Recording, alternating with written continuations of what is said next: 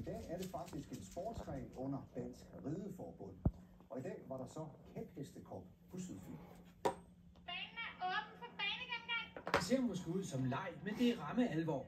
Højlund Mølle holder kæphestekop i Gudbjerg, og heste og ryttere skal være varme inden dagens første disciplin, spring. Og ned.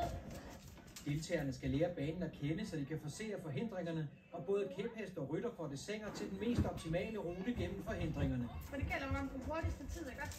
Så skal jeg også over den her linje. Er det en aftale? Ja. Fedt, mand. Springkonkurrencen er i gang, og Malina er på springbanen med sin kæphest Dumle.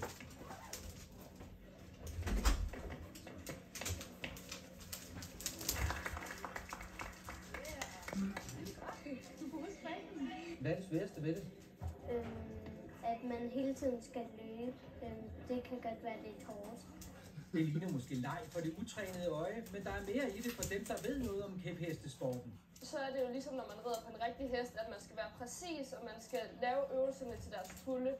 At man skal, gøre sit allerbedste hver gang, og altså holde tempo, og altså alle de her ting, man skal ride præcist og huske øvelserne. Dagens anden disciplin er dressur, og Karoline stiller op på sin nye kæphest, den lille brune pony, der kom til verden for en uge siden. Jeg har selv lavet ham. Man kan se sådan her, så klipper man så sådan nogle lange linjer ud. Som 13-årig er hun den eneste i sin klasse, så hun er sikker på sejr i dagens kæphestekop, men det er måske også bare et spring på vejen. Ellers så går jeg også efter at blive Danmarksmester i dressur. Det er ret stort, men jeg tror vel på det. Der er dommere, der bedømmer deltagernes præstationer. Deltagerne er inddelt i forskellige klasser og holder meget af deres dyr.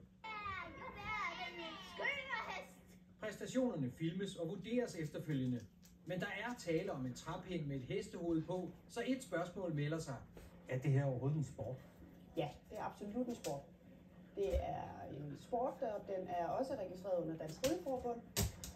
Og når vi kigger her bagved mig, så kan vi i allerhøjeste grad se, at det er en sport, som børn elsker.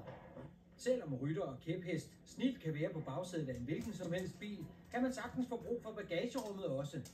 Der findes nemlig masser af udstyr til kæphesten, seletøj, dækken, mad og sågar hestelort, man kan feje op efter den ædle ganger. Karoline er færdig med dressuren, og vurderingen er, som man kender den fra sportsfolket. Hvordan gik det?